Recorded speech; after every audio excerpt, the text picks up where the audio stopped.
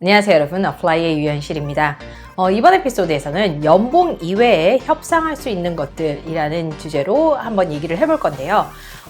제가 이 주제를 고른 이유는 많은 분들이 연봉 협상을 하실 때 굉장히 기본 연봉에 집착을 하시고 여기를 기점으로 이제 협상을 하려고 하신다는 것을 알게 됐기 때문이에요. 먼저 가장 기본적으로 알아야 될 것은 기본 연봉이 전부가 아니라는 거예요. 특히나 뭐 외국계 기업 아니면 다국적 기업 같은 경우에는 이런 토탈 컴펜세이션 패키지라는 개념이 있어요. 이 개념을 기본으로 기본 연봉을 책정을 해요. 그래서 이 기본 연봉이 조금 더 낮더라도 뭐 보너스라든지 복리후생이라든지 아니면 스톡 옵션 이런 거를 다 더해 봤을 때 전반적으로 훨씬 더 좋은 패키지가 나오는 경우도 사실은 수도 없이 많이 있어요. 그래서 오늘은 이 연봉 이외에 협상할 수 있는 것들, 우리가 협상 테이블에 올려놓을 수 있는 것들에 대해서 얘기를 해보도록 할게요. 첫 번째는요, 프로페셔널 교육비예요. 사실 많은 분들이 여기에 대해서는 이제 크게 생각을 하시지 않는데요. 자신이 이제 그 포지션에 가서 일을 했을 때 필요한 지식과 스킬을 더 이제 얻기 위해서 이제 활용할 수 있는 온라인, 오프라인 강의라든지 아니면 워크샵, 아니면 뭐 컨퍼런스, 심지어 학위까지 이렇게 다양한 교육 그런 프로그램들을 활용을 하는데 이제 필요한 비용을 지원해 달라라고 얘기를 할 수가 있어요. 사실 이런 비용 같은 경우에는 1년에 뭐 적게는 몇십만 원에서 많게는 뭐 몇천만 원에 이르는 돈이에요. 그럼에도 불구하고 기업들이 조금 더 유연한 태도를 보이는 이유는 서로에게 윈윈이 되기 때문이에요. 직원 입장에서는 내 개발, 자기 개발에 도움이 되고 회사 입장에서는 그렇게 해서 배운 새로운 지식과 스킬을 회사에 기여를 할 수 있으니까요. 그렇기 때문이에요. 그렇기 때문에 이에 대한 언급이 없다면 이것도 협상 테이블에 올려주시기 바랄게요. 그리고 두 번째는요, 바로 퇴직금과 그다음에 퇴직 통보 기간에 관한 것들이에요. 사실 이제는 뭐 종신 고용이 이제 아예 통하지 않는 사회니까 누구나 언젠가 뭐 내가 원해서 그만둘 수도 있고 회사의 상황이 뭐 바뀌면서 이제 퇴직을 할 수밖에 없는 그런 상황에 닥칠 수도 있을 거예요. 물론 근데 내가 잘못해서 내 결정이 잘못해서 회사에 큰 데미지를 입혔을 때는 뭐 거기에 대해서 이제 나에게 세버런스 페이먼트를 달라라고 말하기는 힘들지만 그럴 경우가 아니라 이제 뭐 회사의 사업 방향이 바뀌었다든지 조직 구조가 바뀌었다든지 이렇게 해서 나오게 될 경우에는 내 잘못이 아니기 때문에 여기에 대해서 나를 좀 보호해 달라라고 얘기를 할 수는 있어요. 많은 기업 같은 경우에는 보통 한 1년 이상 일을 하면 1년당 뭐 한 달 정도의 월급 이 정도를 챙겨주는 곳이 굉장히 많은데요. 여기에 대해서 언급이 전혀 없다면 한번 말씀을 꺼내주시기 바랄게요. 만약에 이런 상황이어서 내 잘못이 아니라 회사를 나가게 된다면 어떤 패키지를 지원을 하고 있느냐, 그게 이제 그거를 이제 우리 오퍼레터에 넣어줄 수 있느냐 이렇게 얘기를 할 수도 있어요. 통보 기간 같은 경우에는요, 사실 이제 한 달에서 3개월 이 정도로 이제 직책에 따라서 좀 달라요. 주니어 직책에 있으면은 한 달, 아니면은 좀 매니저리얼 그 위로 올라갈수록 2달에서 3달 정도 이제 통보 기간을 주는데요. 이 통보 기간이 너무 타이트하면 다시 이직하는데 시간이 걸릴 수도 있으니까 요거가 너무 타이트하다고 느껴질 경우에는 한 2달이나 3달로 조정해 줄 수도 있느냐 이렇게 말을 꺼내볼 수도 있을 것 같아요. 그리고 세 번째는요, 성과 평가 시기예요. 사실 여기에 대해서 이제 시도를 하시는 분은 많지 않을 거라고 생각을 해요. 그래서 그리고 이제 오퍼레터에 이런 것들이 자세히 안 나와 있는 경우도 있고요. 그런데 이제 대부분의 기업 같은 경우에는 이 성과평가, 그 퍼포먼스 리뷰라고 그러죠. 그거를 들어간 해에는 스킵하게 되는 경우도 굉장히 많아요. 이 말이 무엇이냐? 그럼 만약에 우리가 1월 달에 이제 입사를 했다고 쳐볼게요. 그리고 그 회사는 매년 6월에 퍼포먼스를 이제 리뷰를 하고 거기서 연봉을 조정한다고 해볼게요.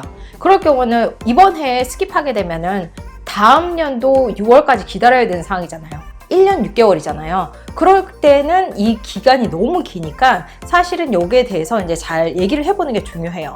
만약에 기본 연봉에 대해서 협상을 하려고 이제 했는데 거기서 리젝트 당했다. 아니다. 여기 못 맞춰주겠다. 이렇게 얘기를 했다면 자, 그러면은 6개월 뒤에 연봉 협상에 대해서 다시 얘기할 수 있냐고, 내 성과 평가를 6개월 뒤에 해서 거기에 따라 조금 조정해 줄 수 있겠냐고 이렇게 말씀을 꺼내 보시기 바랄게요. 그러면은 훨씬 더 유연한 그 태도로 나올 수가 있을 거예요. 왜냐면 기업 입장에서는 지금 당장 돈 주는 것도 아니고 이 사람이 일을 잘해서 그 결과가 정말 좋았을 때 조정을 해달라 이런 거니까 굉장히 쉽게 거기에서 이제 yes라고 얘기를 할 수가 있는 거겠죠. 이런 것들을 만약에 yes라는 말을 받아냈으면 그래 좋은 게 좋은 거다. 나중에 6개월 뒤에 진짜 해주세요. 이런 식으로 얘기하지 마시고요. 이거에 대한 내용을 오퍼레터에 적어달라고 말씀해 보시기 바랄게요. 그리고 네 번째는 포지션 타이틀에 관련된 건데요. 뭐 어떤 사람한테는 뭐 배움의 기회라든지 뭐 회사 네임밸류, 복리후생 뭐 이런 것들이 중요할 수도 있겠지만 어떤 사람에게는 이 직책 자체가 굉장히 중요할 수도 있어요. 뭐 직책 이름 자체가 중요할 수도 있어요. 이런 경우에는 직책명을 한번 협상해 볼 수도 있을 거예요. 많은 기업의 경우 이게 특별히 돈이 더 드는 게 아니기 때문에 웬만하면 그냥 해줄 거예요. 만약에 수직 구조에 어떤 해를 끼치지 않는다면, 예를 들어서 주니어인데 시니어로 해달라던가 아니면 매니저인데 뭐 디렉터 타이틀을 달아달라던가 이런 경우에는 거의 그러니까 해주지 않을 거지만 어소시에이트라는 포지션을 달고 있는데 좀 스페셜리스트로 표기를 변경해도 될까요? 직책을 변경해 주실 수 있으신가요? 요 정도라면 아마 해줄 수 있을 거예요.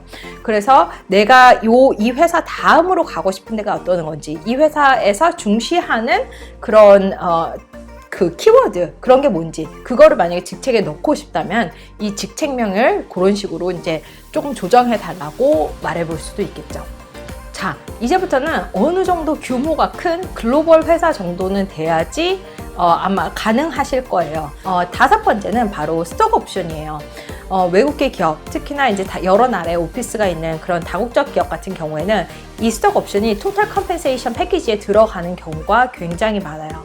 그렇기 때문에 만약에 그런 기본 연봉이 내고가 안 됐을 때는 이렇게 스톡 옵션으로 조금 더 해줄 수 있느냐를 물어보고요. 스톡 옵션도 힘들다 이럴 경우에는 베스팅 피리어드를 조금 바꿀 수도 있을 거예요. 물론 회사마다 여기에 대해서 굉장히 스트릭트한 곳도 있고 그렇지 않은 곳도 있지만요. 기본 연봉을 터치하는 것보다는 요거에 대해서 조정을 해주는 게 훨씬 더 쉽기 때문에 내 그 연봉 협상 테이블에 올려놓으시기 바랄게요. 그리고 마지막은요.